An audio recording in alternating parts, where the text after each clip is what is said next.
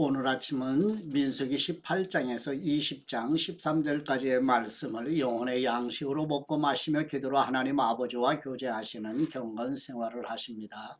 오늘 아침 민수기 성경 말씀의 핵심 내용은 가데스 바네아 바란 광야의 38년의 생활에 대한 내용인데요. 출애굽 1세대는 여호와 하나님께서 약속하신 가나안 땅을 정복하라는 사명을 감당하지 못한 채 물샘이 있는 바란 광야 가데스 지역 이곳저곳을 돌아다니며 살다 가게 되고, 신명기 2장 14절 말씀은 그들이 허비한 세월이 38년이라고 정확하게 증거하며 마치 누가복음 15장에 예수님이 말씀하신 시간을 허비한 둘째 아들의 모습을 생각나게 하는 내용입니다. 지도를 보시게 되면 이제 모세를 중심으로 이스라엘 백성들이 애굽에서 나와 시내산 광야에 머물다가 이제 가운데 지점 상단에 가데스 바네아 지역이 있죠. 여기에서 38년 동안 머물게 되지요. 그리고 나서 이제 마지막으로 오른쪽 상단에 모압 평지에 정착을 하게 되는 이런 내용의 이야기가 민수기 성경 말씀의 지역적 배경이라는 것을 마음에 두시고 이제 본문으로 가십니다. 민수기 18장 1절에서 7절 말씀의 내용은 여호와 하나님께서 모세를 통하여 제사장과 레위인의 기본적인 직무에 대해 다시 강조하시는 말씀의 내용입니다. 민수기 18장 1절 말씀, 여호와께서 아론에게 말씀하셨습니다. 너와 네 아들들과 네 가문은 성소에 대한 죄를 책임져야 하고 너와 네 아들들은 제사장직에 대한 죄를 책임져야 한다. 뇌 조상의 지파하고 레위 지파의 뇌 형제들을 뇌게로 오게 해 그들이 너와 연합해서 너와 뇌 아들들의 증거막 앞에서 일할 때 너를 돕게 하여라. 그들은 너의 직무와 장막에서의 모든 직무를 수행해야 한다. 그러나 그들은 성소나 제단의 물건들에 가까이 가서는 안 된다. 그렇지 않으면 그들과 너 모두 죽을 것이다. 그들은 너와 연합해서 장막을 섬기는 일을 위해 회막의 직무들을 수행해야 하며 다른 사람은 너희에게 가까이 와서는 안 된다. 너희는 성소의 일과 제단의 일을 잘 수행함으로써 이스라엘 자손들에게 진노가 떨어지는 일이 없도록 하여라. 내가 친히 이스라엘 자손들 가운데서 너희 형제인 레위 사람들을 선택했으니 그들은 회막에서 섬기도록 너희를 위해 여호와께 바쳐진 선물이다. 그러나 제단의 일과 휘장 안에서의 일은 오직 너와 네 아들들만이 섬길 수 있다. 내가 너희에게 제사장직을 선물로 준다.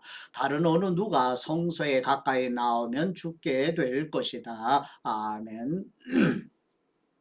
두 번째 민수기 18장 8절에서 20절 말씀의 내용은 여호와 하나님께서 모세를 통하여 제사장의 분깃에 대해 말씀하시는 내용, 곧 영원히 파기할 수 없는 의미로 소금 언약으로 확정해 주시는 내용입니다. 민수기 18장 8절 말씀, 여호와께서 아론에게 말씀하셨습니다. 내가 친히 너를 위로 하여금 내게 드려지는 예물에 대한 일을 맡도록 했다. 이스라엘 자손들이 내게 바치는 모든 거룩한 예물들을 내가 너와 네 아들들에게 영원한 규례에 따라 소득으로 준다. 불사르지 않은 가장 거룩한 부분이 너희의 몫이 될 것이다. 곡식 제물이든 속죄의 제물이든 속건제의 제물이든 그들이 내게 드린 예물 가운데서 가장 거룩한 부분이 너와 네 아들들의 몫이다. 너희는 그것을 가장 거룩한 것으로 여기고 먹어라. 모든 남자는 그것을 먹어야 한다. 너는 그것을 거룩하게 여겨야 한다. 이것 또한 너희 것인데 이스라엘 자손들이 선물로 드리는 예물과 흔들어 바치는 모든 제물들을 영원한 규례에 따라 내가 너와 네 아들들과 네 딸들에게 준다. 네 집안에서 정결한 사람은 누구나 그것을 먹을 수 있다. 그들이 여호와께 바친 첫 수확물 곧 가장 좋은 올리브 기름과 가장 좋은 새 포도주와 곡식을 전부 내가 네게 준다. 그들이 여호와께 가져오는 그 땅의 처음 것들은 네 것이다. 네 집안에서 정결한 사람은 누구나 그것을 먹을 수 있다. 여호와께 바쳐진 이스라엘의 모든 것은 네 것이다. 사람이든 동물이든 모태에서 처음 난 것으로 여호와께 바쳐진 것은 뇌의 것이다. 그러나 너는 모든 맏아들과 부정한 동물에게서 처음 난 모든 것에 대해서는 돈으로 대신 값을 치르게 해야 한다. 그것들이 1개월이 되면 한 세겔이 20게라인 성소 세겔로 쳐서 은 5세겔로 값을 대신 치르게 해야 한다. 그러나 너는 소나 양이나 염소에 처음 난 것은 돈으로 대신 값을 치르게 해서는 안 된다. 그것들은 거룩하기 때문이다. 그것들의 피를 제단에 뿌리고 그 기름을 불러들이는 제물로 태워 여호와께서 즐겨하시는 향기로운 화제가 되게 하여라. 그 고기는 흔들어 바친 가슴살과 오른쪽 넓적다리처럼 네 것이 될 것이다. 이스라엘 백성들이 여호와께 받들어 드린 모든 거룩한 예물들을 영원한 규례를 따라 너와 네 아들들과 네 딸들에게 준다. 이것은 여호와 앞에서 너와 네 자손들을 위한 영원한 소금 언약이다. 여호와께서 아론에게 말씀하셨습니다. 너는 그들의 땅에서 유산이 없고 그들 가운데서 어떤 목도 없을 것이다. 왜냐하면 내가 이스라엘 백성들 가운데서 네 몫이고 네 유산이기 때문이다. 아멘. 세 번째 민수기 18장 21절에서 24절 말씀의 내용은 여호와 하나님께서 모세를 통하여 이스라엘 백성들이 봉헌하는 11조 예물은 레위인의 분깃이 되게 하라고 말씀하시는 내용입니다. 민수기 18장 21절 말씀 내가 레위 사람들에게는 이스라엘의 모든 11조를 그들에게 유산으로 주니 회막을 섬기는 것에 대한 보상이다. 이제부터 이스라엘 자손은 회막 가까이 나와서는 안 된다. 그렇지 않으면 그들이 그 죄의 결과를 감당하게 돼 죽게 될 것이다.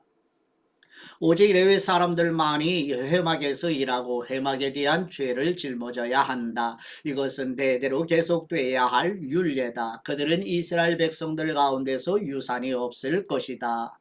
그 대신 내가 레위 사람들에게 이스라엘 백성들이 여호와께 예물을 바치는 11조를 그 유산으로 준다. 내가 그들은 이스라엘 백성들 가운데서 유산이 없을 것이다 라고 말한 것은 이 때문이다. 아멘. 네 번째 민수기 28장 25절에서 32절 말씀의 내용은 여호와 하나님께서 모세를 통하여 레위인이 받게 되는 11조의 11조는 다시 제사장의 분깃으로 주시는 내용입니다. 민수기 18장 25절 말씀 여호와께서 모세에게 말씀하셨습니다. 레위 사람들에게 말해 일러라. 내가 너희에게 너희의 유산으로 주는 11조를 이스라엘 백성들에게서 받을 때는 그 11조의 11조를 여호와께 드리는 예물로 바쳐야 한다. 너희 예물은 타작마당의 곡식이나 포도주를 짜는 틀의 포도주처럼 여겨야 할 것이다. 이처럼 너희 또한 너희가 이스라엘 백성에게서 받은 모든 것에서 11조를 여호와께 거제로 바칠 것이다. 여호와의 몫으로 돌린 그 거제물은 제사장 아론에게 주어야 한다. 너희는 너희가 받은 모든 예물 가운데 가장 좋고 가장 거룩한 부분을 여호와의 몫으로 바쳐야 한다. 레위 사람들에게 말하여라. 너희가 가장 좋은 부분을 바칠 때는 타작마당에서 나온 것이나 포도주를 짜는 틀에서 나온 것처럼 여겨야 한다. 너희와 너희 집안은 어디서든 그 나머지를 먹을 수 있다. 그것은 너희가 회막에서 일한 것에 대한 보수이기 때문이다. 그 가운데 가장 좋은 부분을 바침으로써 너희는 이 일에 대해 죄가 없게 될 것이다. 그렇게 하면 너희가 이스라엘 백성들이 드리는 거룩한 예물을 더럽히지 않는 것이 돼 너희가 죽지 않을 것이다. 아멘. 다섯 번째 민수기 19장 1절에서 10절 말씀의 내용은 여호와 하나님께서 모세를 통하여 하나님의 백성들에게 붉은 암송아지의 재로 정결하게 하는 제물을 만들라고 말씀하시는 내용입니다. 민수기 19장 1절 말씀 여호와께서 모세와 아론에게 말씀하셨습니다. 이것은 여호와가 명령하는 율법의 조항이다. 이스라엘 백성들에게 말해 없이 온전하고 멍에를 맨 적이 없는 붉은 암송아지 한 마리를 너희에게 끌어오게 하라. 그것을 제사장 엘르아살에게 주어 그가 그것을 진 밖으로 끌고 나가서 자기가 보는 앞에서 죽이게 하라. 그러고 나서 제사장 엘르아살은 자기 손가락에 그 피를 조금 묻혀서 회막 앞쪽을 향해 7번 뿌리게 하라. 그리고 그의 눈앞에서 그 암송아지를 태우게 하는데 그 가죽, 고기, 피와 똥까지 불태우게 하라. 제사장은 백향목과 우슬초와 붉은색 양털을 조금 가져다가 암송아지를 사르고 있는 불 위에 던져야 한다. 그러고 나서 제사장은 자기 옷을 빨고 자기 몸을 물로 씻어야 한다. 그 후에야 그는 진 안으로 들어올 수 있다. 그러나 그는 저녁 때까지 부정할 것이다. 암송아지를 태우는 사람도 또한 자기 옷을 빨고 자기 몸을 물로 씻어야 하는데 그 또한 저녁 때까지 부정할 것이다. 그러고 정결한 사람이 암송아지의 죄를 모아서 진 밖에 정결한 장소에 갖다가 놓아야 한다. 그리고 이스라엘 자손의 회중을 위해 정결하게 하는 물에 쓰도록 그것을 보관해 두어야 한다. 그것은 죄를 씻기 위한 것이다. 암송아지의 죄를 모은 사람 또한 자기 옷을 빨아야 하며 그도 저녁 때까지 부정할 것이다. 이것은 이스라엘 자손들이나 그들 가운데 살고 있는 이방 사람들 모두를 위한 영원한 율례다. 아멘. 여섯 번째 민수기 19장 11절에서 22절 말씀의 내용은 여호와 하나님께서 모세를 통하여 하나님의 백성들에게 붉은 암송아지의 죄로 정결하게 하는 잿물을 사용하는 방법과 정결을 소홀히 여기는 사람은 어떻게 되는지에 대해 말씀하시는 내용입니다.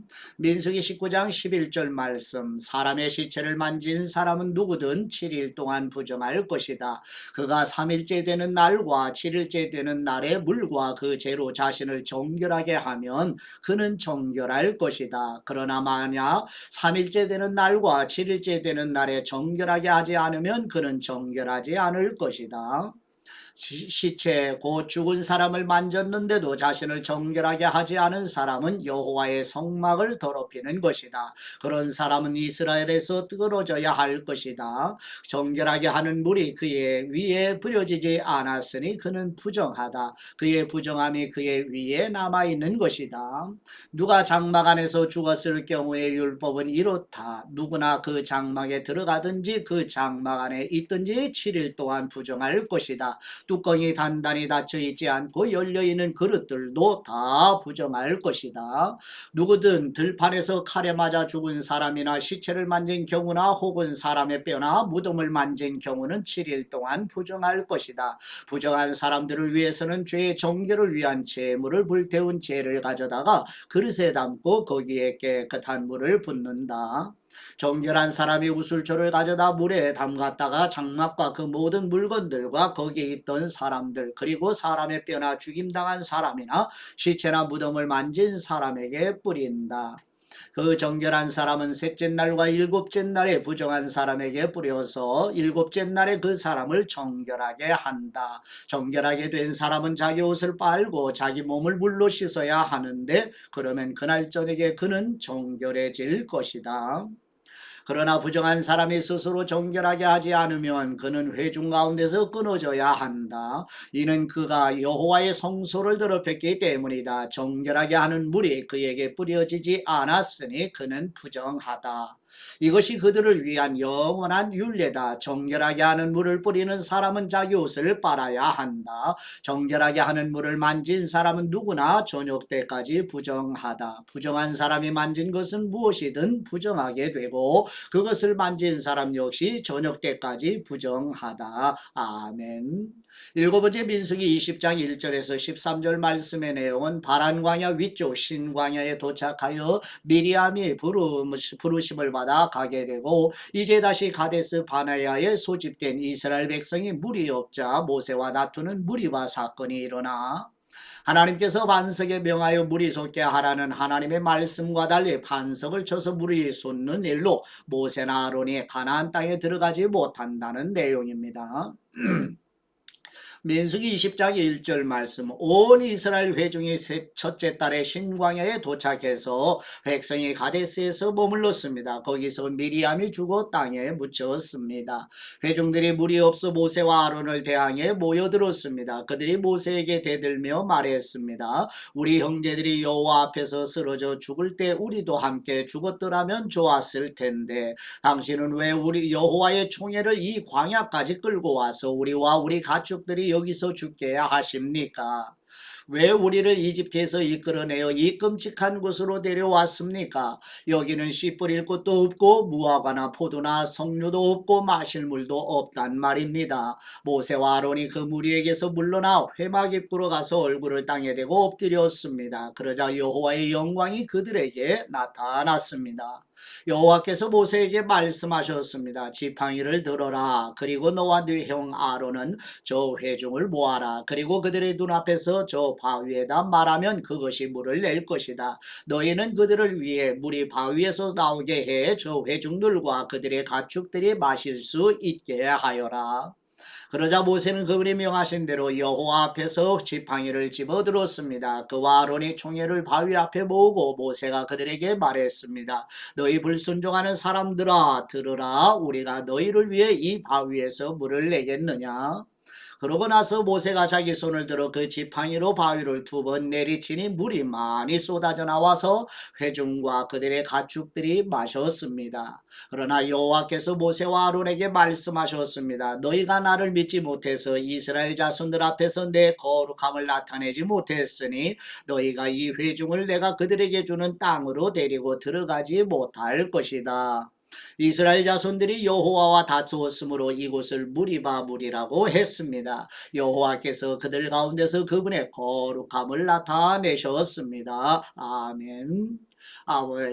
지도를 잠깐 보시죠. 이제 빨간색 화살표 표시가 이스라엘 백성들이 이집트에서부터 시내산으로 시내산 광야에서 이제 중간에 가데스 바나에서 38년 머물게 되고 이제 신광야로 오늘 본문 말씀에 움직임이 일어났죠. 그래서 호르산으로 움직여서 저 상단에 녹색 표시로 된 모압 평지까지 이르게 되는 여정들을 다시 한번 눈으로 마음에 새겨 주시면 좋겠어요. 이제 하나님 아버지께 받은 말씀으로 아버지께 감사기도 드리십니다. 성령님으로 거듭나는 은혜를 베푸시는 우리의 하나님 아버지, 6월절 어린 양의 은혜로 출애굽하여 홍해를 건너며 전능하신 하나님의 능력을 여러 번 경험했음에도 불구하고 감사보다는 원망과 불평으로 이어지는 이스라엘 백성들을 보며 성도들 안에 있는 옛 본성을 깨뜨리는 일을 지속적으로 해야 함을 깨닫게 하시는 은혜를 감사드립니다. 새 생명과 새 본성을 주시는 우리 주 예수 그리스도의 이름으로 기도드립니다. 아멘.